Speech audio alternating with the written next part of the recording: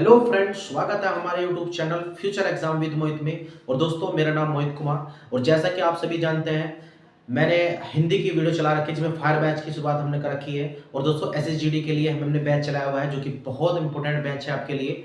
और दोस्तों, हिंदी की यहाँ पर 2 क्लास हो चुकी है जिसमें मैंने वर्तनी शुद्धिकरण करा दिया है कंप्लीट। उसके बाद मैंने मुहावरे और लोकोक्ति आपको कंप्लीट करा दिया। दोस्तों, अगर आपने हमारी वीडियो नहीं देखी है तो प्लीज़ हमारे चैनल की प्लेलिस्ट में जाकर वीडियो आप देख सकते हैं। तो आज की जो क्लास शुरू होने वाली है वो पर्यायवाची क्लास होने वाली है दोस्तों। तो चलिए क्लास की शुरुआत करते हैं। सबसे पहले पर्यायवाची समझ लेते हैं, पर्यायवाची क्या होता है। तो इसकी परिभाषा मैं आपको लिखकर बता रहा हूँ दोस्तों। परिभाषा होती क्या है, सबसे पहले जिन शब्दों के जिन शब्दों के अर्थ में समानता होती है, जिन शब्दों के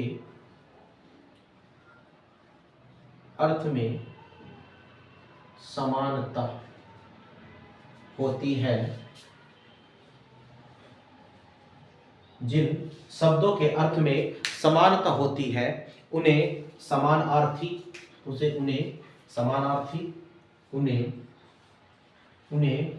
समानार्थी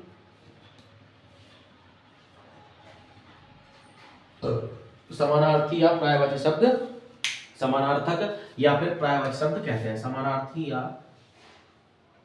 पर्यायवाची शब्द कहते हैं। अब दोस्तों, जिन शब्दों के अर्थ में समानता होती है उनको क्या कहते हैं? पर्यायवाची शब्द कहते हैं। अब समानार्थी का मतलब ये होता है दोस्तों, समान अर्थक, मतलब उसके जैसा समान अर्थ जो देता हूं, ठीक है ना। अर्थात फिर भी कुछ कुछ कैसा होता है कि बहुत से अर्थ कुछ अलग से भी होते हैं और दोस्तों उनके भाव एक जैसे, मतलब समानता तो उनमें होती है लेकिन उनके भाव कुछ अलग अलग हो सकते हैं, ठीक है दोस्तों। तो यहां पर यही शब्द आपको पर्यायवाची समझना है। तो पर्यायवाची होते हैं उसके समान, मतलब उसके जैसा ही होता है लेकिन भाव कुछ अलग होते हैं। उसको हम क्या बोलते हैं? समानार्थी या समानार्थक शब्द या फिर पर्यायवाची शब्द कहते हैं।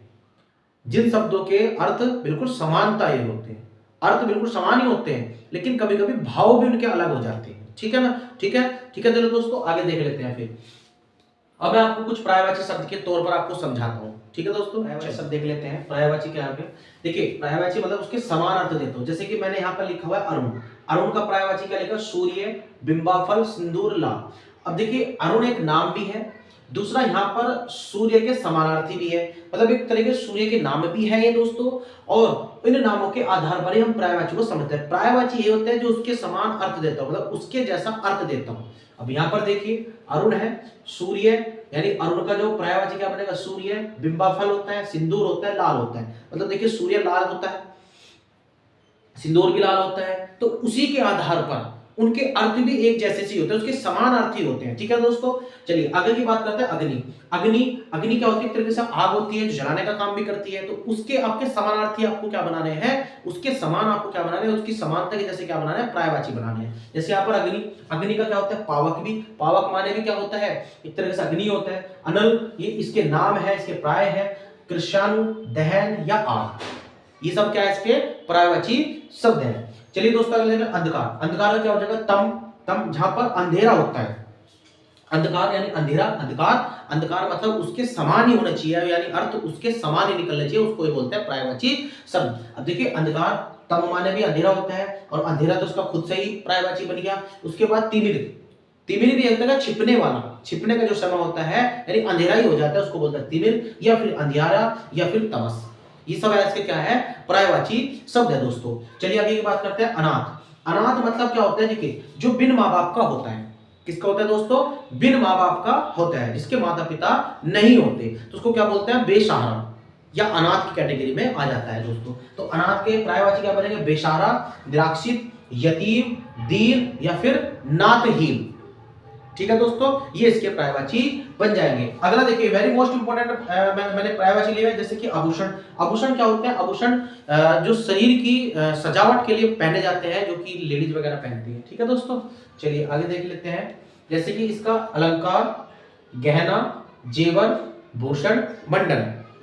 तो कहने का मतलब यह है कि आभूषण एक तरीके से अलंकार होता है जो उसकी सजावट के तौर पर पहना जाता है, और उसके पर्यायवाची जैसे कि अलंकार, गहना, जेवर, भूषण और मंडन, ये सभी क्या हो गए इसके दोस्तों, ये सभी क्या हो गए इसके पर्यायवाची शब्द हो गए दोस्तों। चलिए आगे देख लेते हैं अधर्म। अधर्म क्या होता है, जो कहते हैं ना कि धर्म और अधर्म, जो धर्म का साथ होता है देता है वो धर्म के कैटेगरी में चला जाता है। अधर्म, अधर्म मतलब है कि एक तरीके से ऐसा कह सकते हैं कि जो अधर्म का साथ देता है, ठीक है दोस्तों, मतलब जो गलत का साथ दे तो वो अधर्म में चला जाता है दोस्तों, और जो सही का साथ दे वो धर्म में चला जाता है। तो यहाँ पर भी अधर्म का मतलब है एक तरह से किसी पर जुल्म कर लेना, है ना कि नहीं, जैसे किसी को मार दे तो उसने अधर्म कर दिया, मतलब उस पर जुल्म कर दिया, या किसी को खामखा किसी को पीटना या उस पर एक तरीके से जुल्म है, ठीक है ना, किसी तरह का सजा देना। तो जैसे कि यहाँ पर इसके पर्यायवाची क्या बनेगा, अधर्म के अनाचार, अन्याय, जैसे किसी पर अन्याय होता है उसको अन्याय, अपकर्म, जुल्म या पाप, ठीक है दोस्तों, ये इसके पर्यायवाची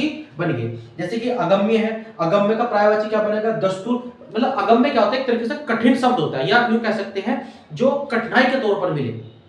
जैसे कि यहाँ पर लिखा है एग्जांपल, यानी अगम्य का जो पर्यायवाची क्या बनेगा, दस्तूर, कठिन, विकट और अवघट, ये इसके पर्यायवाची बनते हैं। चलिए दोस्तों कुछ पर्यायवाची और मैं आपको करा देता हूं, जो कि आपको बहुत इंपॉर्टेंट पर्यायवाची शब्द है। और पर्यायवाची हमेशा क्या होते हैं, जो कि उसका समान अर्थ देते हो, भाव हो सकते हैं उसके अलग, लेकिन अर्थ हमेशा उसके समान ही देगा, उसको हम पर्यायवाची शब्द कहते हैं। चलिए कुछ पर्यायवाची और देख लेते हैं। चलिए दोस्तों आगे का पोर्शन देख लेते हैं। आगे का क्या है, देखिए मैंने आपको पर्यायवाची कुछ और भी लिखे हुए हैं, जैसे कि आंख का, आंख का पर्यायवाची क्या बनेगा, आंख मतलब देखिए आंख मतलब आकाश, आकाश का देखिए सबसे पहले आकाश का पर्यायवाची क्या बनेगा, देखिए आकाश क्या होता है, आसमान, जिसके हम आसमान की बात करते हैं, और इस आसमान के या इसी का अपोजिट कह सकते हैं इसका पर्यायवाची, देखिए आकाश का आसमान भी हो सकता है पर्यायवाची, या आसमान का, यानी उसके समान अर्थ होना चाहिए बिल्कुल, देखिए।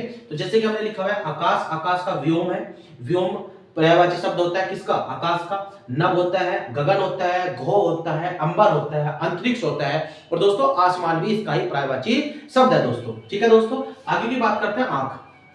आंख क्या है, आंख का जो पर्यायवाची क्या बनेगा, जैसे अक्षु, आंख क्या होती है, जो आपकी आंखें हैं, ठीक है दोस्तों, जिसे आप देखते हैं, तो मतलब इसके ही समान अर्थ होना चाहिए, जो अर्थ भी समान निकलता हो या इसकी समानता रखता हो। तो जैसे कि अक्षी, नयन, नेत्र, लोचन, चक्षु, ये इसके क्या है, पर्यायवाची शब्द है दोस्तों। जैसे कि अंश, अंश क्या होता है, हिस्सा यानी भाग, अंश मतलब या तो हिस्सा हो सकता है, भाग हो सकता है, ठीक है ना, इस तरह के इसके समानार्थी होने चाहिए बिल्कुल, ठीक है दोस्तों। जैसे कि अंश, अंश मतलब अंग हो सकता है, भाग हो सकता है, और शरीर भी एक अंशी है आपका, ठीक है ना दोस्तों। खंड, खंड मतलब एक तरह से भाग जो बटा हुआ है, इसके इतने खंड बन गए। अगर हम किसी भी एक वर्त है, वर्त के अगर मैं दो रेखाएं खींच दूं उसमें क्या नाम की वर्टिकल और हॉरिजॉन्टल, तो उसमें क्या होगा, वो भी चार खंडों में बट जाता है, खंड बोलते हैं ना, तो ऐसे उसको भी अंश कह सकते हैं, खंड कह सकते हैं। और हिस्सा भी क्या होता है दोस्तों, अंशी होता है। तो ये मतलब एक दूसरे की समानता भी रखते हो, और यही एक दूसरे के पर्यायवाची बन जाते हैं दोस्तों। चलिए अन्वेषण, अन्वेषण क्या होता है, एक तरीके से खोज करता चीजें होती है, जो चीज की हम खोज करते हैं उसको क्या बोलते हैं, अन्वेषण बोलते हैं। तो मतलब ये है कि अन्वेषण की जो पर्यायवाची क्या बनेगा दोस्तों, खोज बन जाएगा, जांच बन जाएगा, अनुसंधान हो सकता है, शोध हो सकता है, ठीक है दोस्तों, ये इसके पर्यायवाची बन जाएगी। जैसे कि अतिथि, आपके घर में जो मेहमान आते हैं आप मेहमान कहते हो या फिर उसको अतिथि कहते हो, तो एक दूसरे के ये समानता भी रखते हैं और इस एक दूसरे के पर्यायवाची भी है, यानी एक दूसरे के अर्थ समान होते हैं बिल्कुल। तो मेहमान हो जाएगा, अभ्यागत भी बोलते हैं उस चीज को, ग्रहगत भी बोलते हैं, और पहुना, पहुना इंपॉर्टेंट है आपके लिए, पहुना, ये कितनी बार एग्जाम में पूछा भी है, पहुना यानी अतिथि का जो पर्यायवाची है पहुना भी होता है दोस्तों, ठीक है दोस्तों। अगले बात पाहुना, जैसे पाहुना बोलते हैं ना, पाहुना कि भाई हमारे घर में पाहुना आया है, नया पाहुना, ऐसा गांव की भाषा में ऐसा बोलते हैं दोस्तों, ठीक है दोस्तों। चलिए आगे बोलते हैं आयुष्मान। आयुष्मान क्या होता है, इस तरीके से आशीर्वाद देना होता है कि आयुष्मान भव, इस तरीके से आपको बोलते हैं। तो ये क्या होते हैं, इसके अर्थ होते हैं, इसके समान अर्थ देना है आपने। जैसे कि आयुष्मान, चिरंजीव आपका क्या होता है, चिरंजीव बोलते हैं चिरंजीवी रहो, है ना, इस तरीके बोलते हैं। तो चिरंजीवी दीर्घायु हो या चिरायु हो या फिर दीर्घजीवी हो, ये सब इसके क्या है, पर्यायवाची शब्द है दोस्तों। जैसे कि उत्साह की बात करते हैं, उत्साह का पर्यायवाची क्या बनेगा, उत्साह मतलब एक तरीके से हर्षोल्लास बोलते हैं उस चीज को। जब आपने देखा होगा कोई चीज आपके काम हो जाए तो उससे बड़ा उत्साह होता है, कोई नौकरी मिल जाए तो उसमें बड़ा उत्साह होता है, या कोई कार्य आपका कंप्लीट हो जाए तो उसमें उत्साह होता है। तो उत्साह मतलब उसके जैसा होना चाहिए, उसके जैसा समानार्थी देने वाला होना चाहिए। उत्साह मतलब उमंग हो सकता है, जोश हो सकता है, हौसला हो सकता है, उबाल हो सकता है और साहस हो सकता है। ये सभी क्या है, इसके पर्यायवाची शब्द है दोस्तों। आगे बात करें इच्छा। इच्छा क्या होती है, एक तरीके से जो आदमी किसी चीज की इच्छा रखता होगा, ठीक है ना, कि भाई मुझे तो गाड़ी चाहिए यार, मेरा तो मन है कि मैं उस चीज़ को ऑडी में घूम लूँ, या मेरी तो इच्छा है कि मैं जो है आईएएस बन जाऊँ, या मेरी इच्छा है कि मैं रेलवे के अंदर जॉब कर लूँ। तो ये इच्छाएँ होती हैं, और इच्छाएँ का जो पर्यायवाची बनेंगे, जैसे कि इहा बोलते हैं, वासना हो सकती है, लिप्सा हो सकती है, उत्कंठा बोलते हैं इसको, इसका पर्यायवाची, और लालसा, यानी हम उस चीज़ की लालसा करते हैं। ठीक है दोस्तों, तो ये पर्यायवाची मैंने आपको कराए हैं, इंपॉर्टेंट पर्यायवाची भी है, और भी आप अपनी बुक से पढ़ सकते हैं। तो दोस्तों वीडियो कैसी लगी कमेंट्स में जरूर बताएं, और दोस्तों अगर आपको वीडियो अच्छी लगती है तो प्लीज चैनल को सब्सक्राइब कर लो और बेल आइकन को प्रेस कर लो, ताकि आने वाली वीडियो का जो भी नई वीडियो आएगी उसका नोटिफिकेशन आपको मिल जाए।